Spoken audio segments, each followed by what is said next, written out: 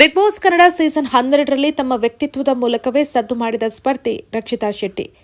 ಫಿನಾಲೆಗೆ ಇನ್ನು ಉಳಿದಿರೋದು ಕೆಲವು ಗಂಟೆಗಳು. ಯಾರಾಗ್ತಾರೆ ಈ ಸೀಸನ್ನ ವಿನ್ನರ್ ಅನ್ನೋ ಕುತೂಹಲ ಕ್ಷಣ ಕ್ಷಣಕ್ಕೂ ಜಾಸ್ತಿ ಆಗ್ತಾ ಇದೆ. ಇದರ ಮಧ್ಯೆ ಬಿಗ್ ಬಾಸ್ ಮನೆಯಲ್ಲೂ ಕೂಡ ಸಾಕಷ್ಟು ಬೆಳವಣಿಗೆಗಳಾಗ್ತಾ ಇದೆ. ನಿನ್ನೆ ರಾತ್ರಿ ಲೈವ್ನಲ್ಲಿ ಗಮನಿಸಿದಂಥ ಒಂದಷ್ಟು ವಿಚಾರವನ್ನು ನಿಮ್ಮ ಮುಂದೆ ಇಡ್ತಾ ಇದ್ದೀನಿ. ನಿನ್ನೆ ಎಲ್ಲ ಆದ ಬಳಿಕ ಬಿಗ್ ಬಾಸ್ ಒಂದು ಸೂಚನೆಯನ್ನು ಕೊಡ್ತಾರೆ ಬಿಗ್ ಬಾಸ್ ಮನೆಯಲ್ಲಿರುವಂತಹ ಸ್ಪರ್ಧಿಗಳಿಗೆ. ಇಷ್ಟು ದಿನ ನಿಮ್ಮ ಆಟವನ್ನು ಜಿಯೋ ಹಾಟ್ಸ್ಟಾರ್ ಮೂಲಕ ವೀಕ್ಷಕರು ನಿರಂತರವಾಗಿ ನೋಡ್ತಾ ಬಂದಿದ್ರು. ದಿನದ 24 ಗಂಟೆ ಕೂಡ ಅವರಿಗೆ ನೋಡೋದಕ್ಕೆ ಅವಕಾಶ ಇತ್ತು. ಆದರೆ ಇಂದಿನಿಂದ ಅವರಿಗೆ ಆ ಅವಕಾಶ ಇರೋದಿಲ್ಲ. ಜಿಯೋ ಹಾಟ್ಸ್ಟಾರ್ನಲ್ಲಿ ಪ್ರಸಾರ ಆಗ್ತಾ ಇದ್ದಂಥ ಲೈವ್ ಇವತ್ತಿಗೆ ಅಂತ್ಯ ಆಗುತ್ತೆ.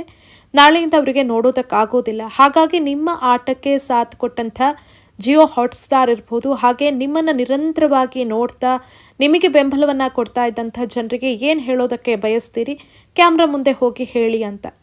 ಎಲ್ಲ ಟಾಸ್ಕ್ ಇರ್ಬೋದು, ಏನೇ ಆದರೂ ಕೂಡ ಮುಂಚೂಣಿಯಲ್ಲಿ ಬರೋರು ರಕ್ಷಿತಾ ಕ್ಯಾಮ್ರಾ ಮುಂದೆ ನಿಂತು ಜನರ ಜೊತೆ ಮಾತಾಡ್ತಾರೆ. ಜಿಯೋ ಹಾಟ್ಸ್ಟಾರ್ಗೂ ಕೂಡ ಥ್ಯಾಂಕ್ ಯು ಹೇಳ್ತಾರೆ. ಈಗಾಗಲೇ ಸಾಕಷ್ಟು ಬಾರಿ ಇದೇ ವಿಚಾರವನ್ನು ರಕ್ಷಿತಾ ಮಾತನಾಡಿದ್ದಾರೆ.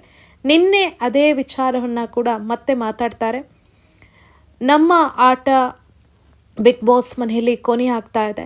ಇಷ್ಟು ದಿನ ನೀವು ನಿರಂತರವಾಗಿ ನಮ್ಮ ಆಟವನ್ನು ನೋಡಿ, ಕ್ಷಣ ಕ್ಷಣವೂ ನಮ್ಮ ಆಟವನ್ನು ನೋಡಿ ನಮಗೆ ಸಪೋರ್ಟ್ ಮಾಡ್ತಾ ಬಂದಿದ್ದೀರಾ, ವೋಟ್ ಮಾಡ್ತಾ ಬಂದಿದ್ದೀರಾ. ಆದ ಕಾರಣ ನಾನು ಇಲ್ಲಿ ತನಕ ಬರೋದಕ್ಕೆ ಸಾಧ್ಯ ಆಯಿತು. ನೀವು ನಮ್ಮನ್ನು ದಿನದ 24 ಗಂಟೆ ಕೂಡ ಜಿಯೋ ಹಾಟ್ಸ್ಟಾರ್ ಮೂಲಕ ನೋಡ್ತಾ ಇದ್ರಿ. ಆದರೆ ಇನ್ನೂ ನಿಮಗೆ ಆ ರೀತಿ ನಮ್ಮನ್ನು ನೋಡೋದಕ್ಕಾಗೋದಿಲ್ಲ, ನಮ್ಮ ಜೊತೆ ಕನೆಕ್ಟ್ ಆಗೋದಕ್ಕಾಗೋದಿಲ್ಲ ಅನ್ನೋದು ನನಗೆ ಬೇಜಾರು ಮೂಡಿಸಿದೆ. ಆದರೆ ಏನು ಮಾಡೋದು, ಇದು ಆಟದ ಒಂದು ಭಾಗ.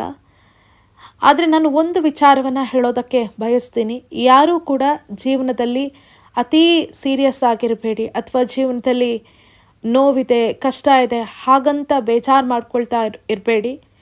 ಎಲ್ಲರ ಜೀವನದಲ್ಲೂ ಕೂಡ ಕಷ್ಟ ಸುಖ ಎಲ್ಲವೂ ಕೂಡ ಇರ್ತಾ ಇದೆ. ಆದರೆ ಜೀವನದಲ್ಲಿ ಜಾಲಿಯಾಗಿರಿ. ನಾನು ಎಲ್ಲವನ್ನ ಕೂಡ ಜಾಲಿಯಾಗಿ ಸ್ವೀಕರಿಸ್ತೀನಿ, ಬಂದಿತ್ತು ಬರಲಿ ಅಂತ ರಿಸೀವ್ ಮಾಡ್ತೀನಿ.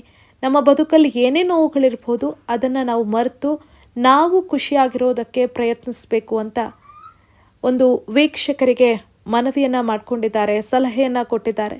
ನಿರಂತರವಾಗಿ ತಮ್ಮನ್ನು ಸಪೋರ್ಟ್ ಮಾಡ್ತಾ ಇದ್ದಂಥ ಜನರೊಂದಿಗೆ ಮಾತಾಡ್ತಾ ರಕ್ಷಿತಾ ಶೆಟ್ಟಿ ಭಾವುಕರಾಗಿದ್ದಾರೆ. ಅವ್ರಿಗೆ ಎಷ್ಟು ವೀಕ್ಷಕರನ್ನು ಪ್ರೀತಿಸ್ತಾರೆ ಅನ್ನೋದಕ್ಕೆ ಅಲ್ಲೇ ಗೊತ್ತಾಗತ್ತೆ. ಪ್ರತಿ ಬಾರಿ ಅವರ ಜನರ ಜೊತೆ ಮಾತನಾಡುವಾಗ ತುಂಬ ಭಾವುಕರಾಗ್ತಾರೆ. ಬಿಗ್ ಬಾಸ್ ಮನೆಯಲ್ಲಿ ಇರ್ಬೋದು ಸ್ಟ್ರಾಂಗ್ ಸ್ಪರ್ಧಿ ಅಂತ ಗುರುತಿಸ್ಕೊಂಡವರು ರಕ್ಷಿತಾ ಶೆಟ್ಟಿ. ಬಿಗ್ ಬಾಸ್ ಮನೆಯಲ್ಲಿ ಆಟದ ಸಂದರ್ಭದಲ್ಲಿ ಅವರು ಕಣ್ಣೀರು ಹಾಕಿದ್ದು ತೀರಾ ಕಮ್ಮಿ. ಆದರೆ ತಮ್ಮವರು ಅಥವಾ ತಮ್ಮ ಜನರ ಜೊತೆ ಮಾತನಾಡೋದು ಅಥವಾ ಅವ್ರಿಗೇನಾದರೂ ಮೆಸೇಜ್ ಕೊಡಬೇಕು ಅಂದಾಕ್ಷಣ ರಕ್ಷಿತಾ ಸಡನ್ನಾಗಿ ಭಾವುಕರಾಗ್ತಾರೆ. ನಿನ್ನೆ ಜಿಯೋ ಹಾಟ್ಸ್ಟಾರ್ ಲೈವ್ ಸ್ಟಾಪ್ ಆಗುವಂಥ ಸಂದರ್ಭದಲ್ಲೂ ಕೂಡ ಅದೇ ರೀತಿ ಭಾವುಕರಾಗಿ ಮಾತಾಡ್ತಾರೆ. ಪ್ರೀತಿಯ ಜನರಿಗೆ ಸಂದೇಶವನ್ನು ಕಳಿಸ್ತಾರೆ. ಟ್ರೋಫಿ ಮುಖ್ಯ ಅಲ್ಲ ಅಂತ ಈಗಾಗಲೇ ಹಲವು ಬಾರಿ ರಕ್ಷಿತಾ ಹೇಳಿದ್ದಾರೆ. ಇಲ್ಲಿ ನನಗೆ ಸಾಕಷ್ಟು ಮೆಮೊರೀಸ್ ಸಿಕ್ಕಿದೆ, ಸಾಕಷ್ಟು ಒಳ್ಳೆಯ ಜನ ಸಿಕ್ಕಿದ್ದಾರೆ, ಅದು ನನಗೆ ಮುಖ್ಯ, ಟ್ರೋಫಿ ಮುಖ್ಯ ಅಲ್ಲ ಅಂತ ಈಗಾಗಲೇ ಹೇಳಿದ್ದಾರೆ. ಕ್ಷಣ ಕ್ಷಣಕ್ಕೂ ಬಿಗ್ ಬಾಸ್ ಮನೆಯನ್ನು ಮಿಸ್ ಮಾಡ್ಕೊಳ್ತಿದ್ದಾರೆ ರಕ್ಷಿತಾ. ಇಲ್ಲಿಂದ ಹೋಗೋದಕ್ಕೆ ಮನಸ್ಸೇ ಇಲ್ಲ ಅಂತ. ಇನ್ನು ಹೋಗ್ತೀವಿ, ಆದರೆ ಮತ್ತೆ ಇಲ್ಲಿಗೆ ವಾಪಸ್ ಬರೋದಕ್ಕಾಗೋದಿಲ್ಲ. ಇನ್ನೊಂದು ಸೀಸನ್ಗೆ ನಾನು ಬರಬೇಕು ಅಂದರೂ ಕೂಡ ಬರೋದಕ್ಕಾಗೋದಿಲ್ಲ. ಸಾಕಷ್ಟು ನೆನಪುಗಳನ್ನು ಕೊಟ್ಟಿದೆ. ಅದಕ್ಕೆಲ್ಲ ಕಾರಣ ನಿಮ್ಮ ಸಪೋರ್ಟ್. ನೀವು ವೋಟ್ ಮಾಡದೇ ಇರ್ತಾ ಇದ್ದರೆ ನಾನು ಇಷ್ಟು ದಿನ ಇಲ್ಲಿರೋದಕ್ಕೆ ಸಾಧ್ಯ ಆಗ್ತಾ ಇರಲಿಲ್ಲ.